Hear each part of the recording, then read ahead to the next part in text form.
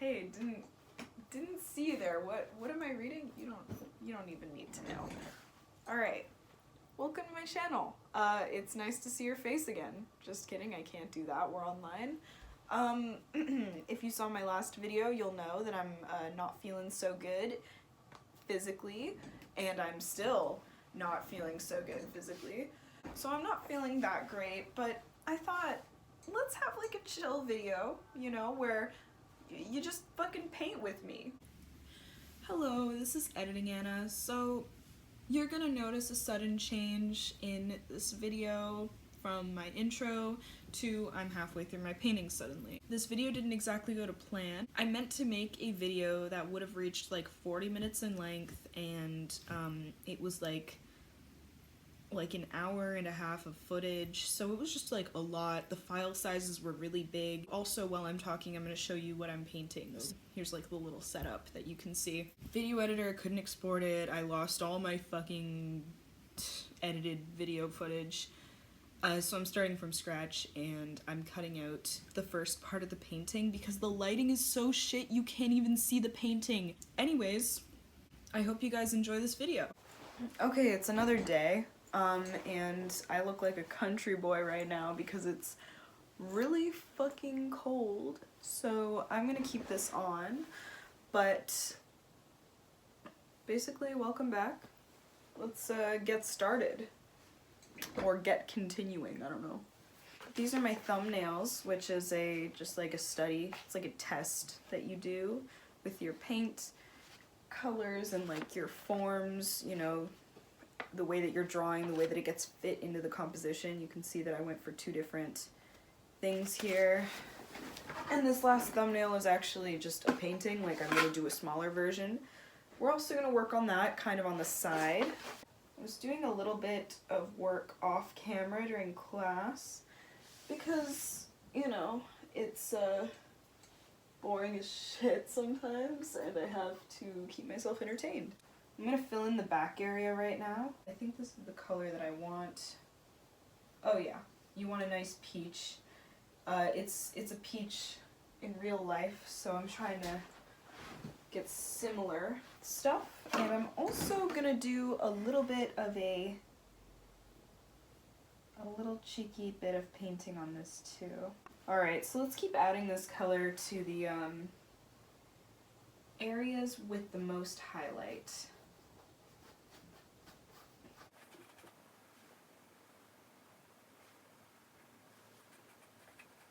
I kept hearing from my teacher that she doesn't want too much accuracy, more painterly expression, so I can definitely do that.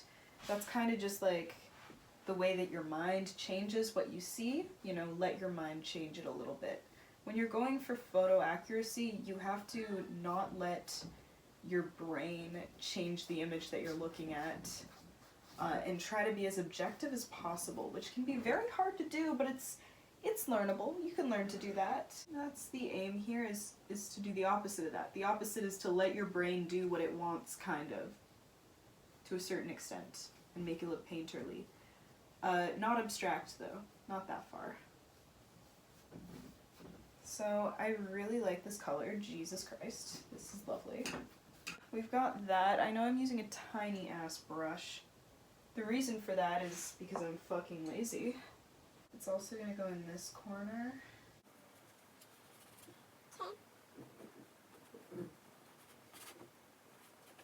So we're just kind of gonna let the paintbrush do its thing. I like to hold my paintbrush at the end so that I'm able to have an easy wrist flick. This adds to the flow. Like, it makes your art flow more when your hand is able to flow more. There's a longer range. If I'm over here doing this, my hand has a shorter range of where it can go, but if it's back here, look at how long the range is. That is very important when you're working with human proportions, abstract or impressionism, and of course expressionism, and just a ton of other stuff. It's very important to have a flow. I would say most art is better with that, but that's just my opinion. Let's get more white. I think I'm gonna go in to the teapot with some detail, because I kind of have been, it's been like the trash can of color right now. You know, when you have extra color on your canvas, you like don't know where to put it. I've been putting the color on the teapot and not like really trying with it. So let's change that. Let's try a little more. Okay, this is a great color right off the bat. It's a nice dark emerald green, and I just love it, so.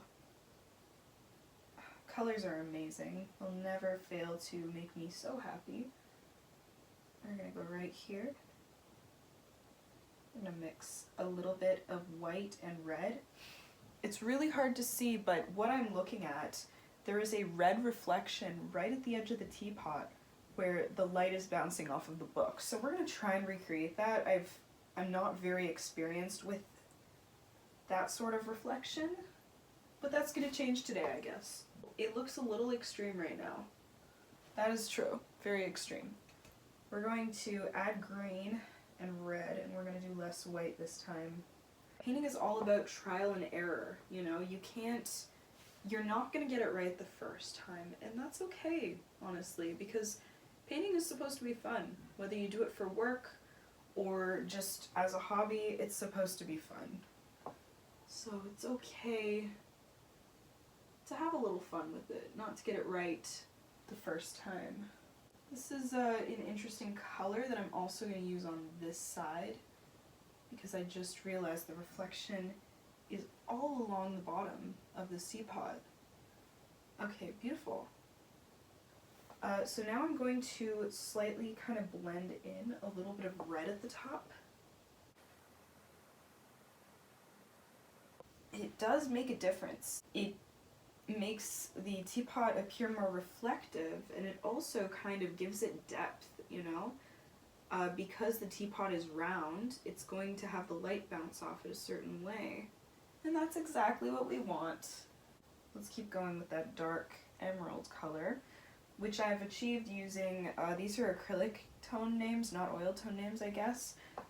Permanent green, don't know if that's an oil paint too, and ultramarine blue, which is definitely an oil paint name. Okay, so the spout is there's a lot going on in the spout. We have two highlights on the spout, and a lot of tonal changes. So we're gonna add a little white here.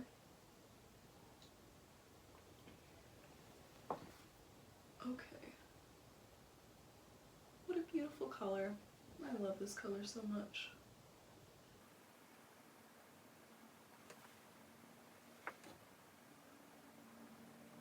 So there's this person in my class that was like, yo, the teacher was talking, and this kid was like, hey, I don't think that digital art is real art. And I was like, shit, that is so untrue. That is some whack shit. That is whack. That is nuts to say that. Have you seen digital artists? Like, what the shit they can do? It's insane. So, my digital artists out there, keep your head up. You're probably pretty fucking good at art, and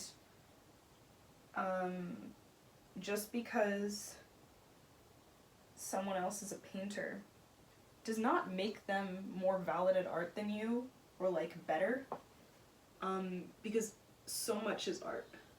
This is just how I do my art, but it really annoys me when painters think that they are, like, that's the only way to do art, or that their art is more valid just because it's been around for longer. That's such a stupid reason for something to be more valid. Ugh. I have a spray bottle here. I figured I'd try to refresh my paints.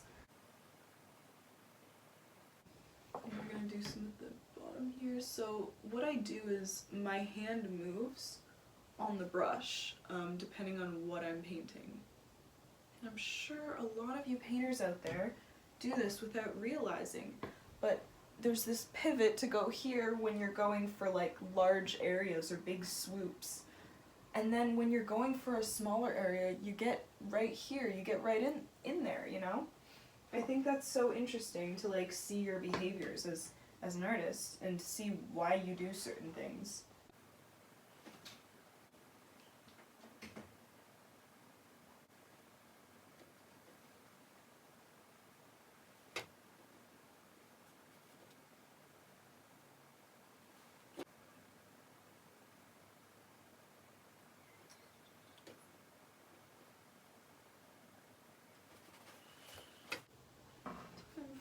white, and I'm just gonna do the tiniest fucking dot.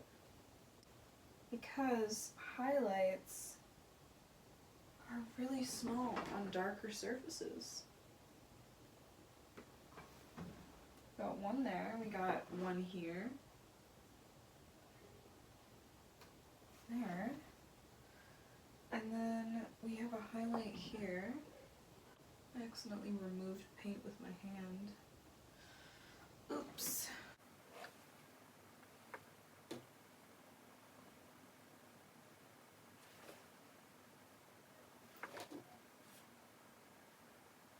Nice.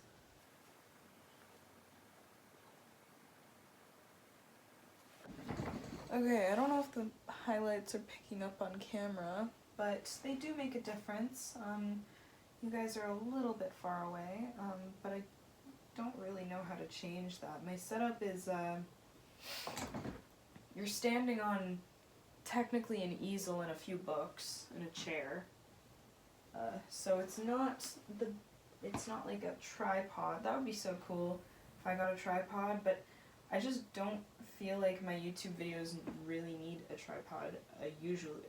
We got some more blue. I use so much ultramarine blue because I tend to use ultramarine blue instead of black. Like, do you see the shading on this candlestick right here?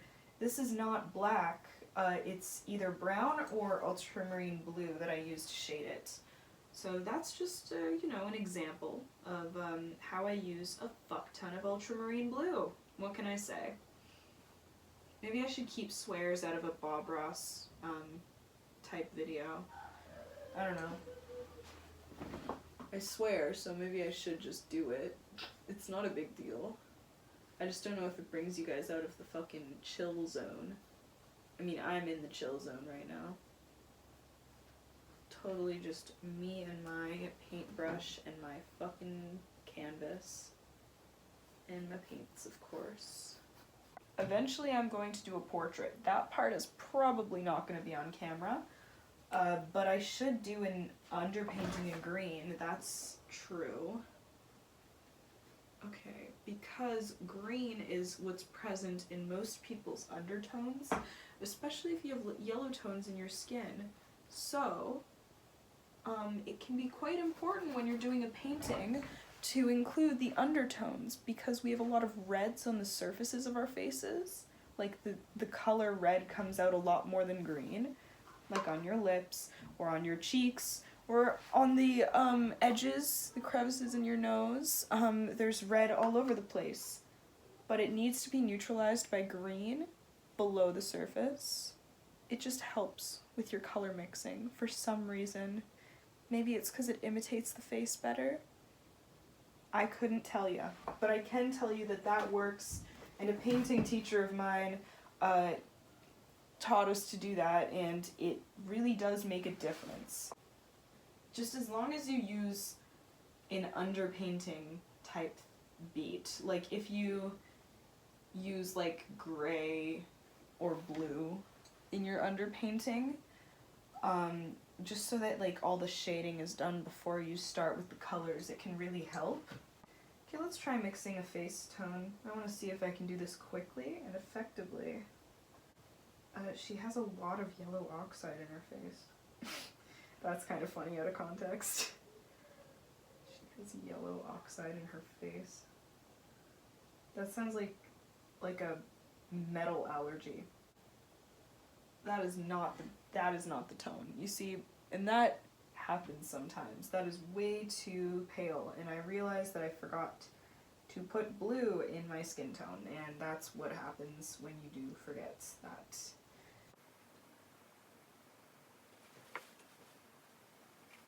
Now this is definitely looking closer to what I want.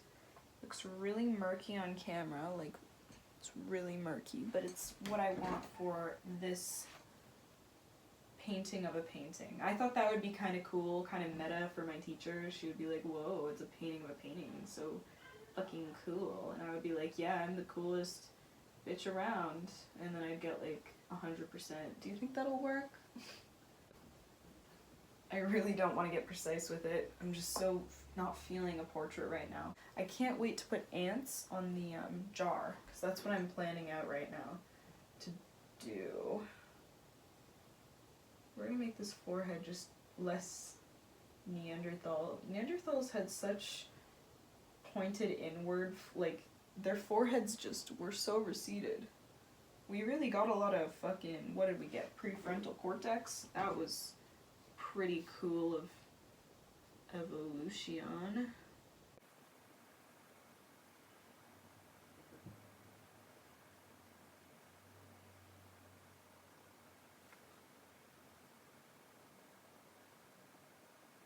I feel like the color is more bearable and like it's easier to look at. So I'm going to leave it there and continue with another part of this.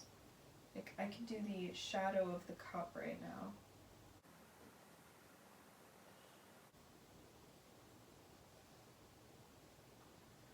We're gonna do like the little cup handle part is like darker.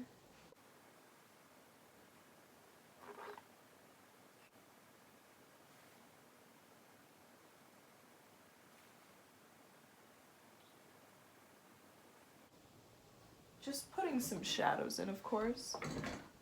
Obviously that's important. It's daytime, it's nighttime right now, so there's actually not much in terms of lighting, so I should probably get all the shadows in tonight because they'll all be different tomorrow.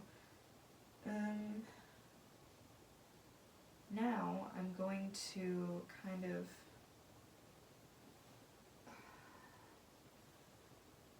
I'm gonna do the patterns that I see here on the cushion.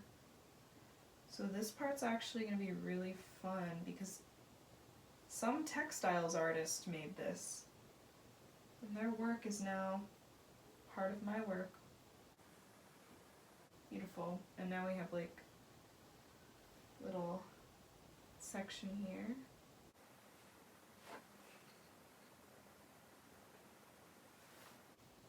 And then we've got like a close off here, and then it like it's on a stem.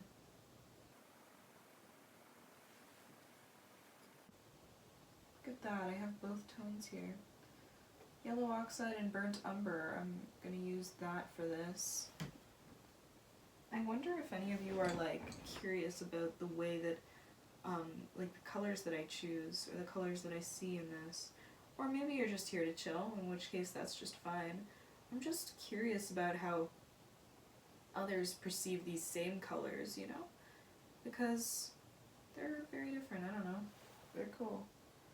We all see different colors when we're looking at something, and we all try to interpret it with different colors. Maybe that's better wording. So I kind of wonder how you guys see it. And then we're gonna put like a fucking branch here, but it's gonna be like a small... Okay. And then we're gonna put this weird motherfucking thing. We have like a leaf pattern, and I really do like it. It's very nice.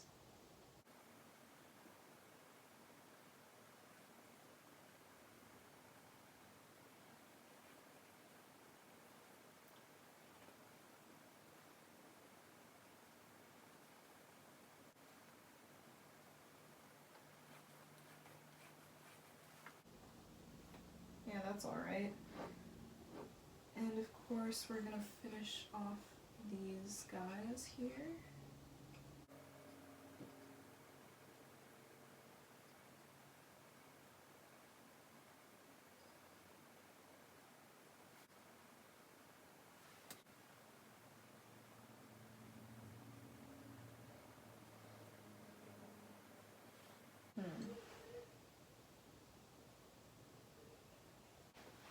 Yeah, so I think this is going to be the last thing I do on camera for a bit, and then I'm going to kind of sign off and maybe turn the camera back on tomorrow, maybe I won't.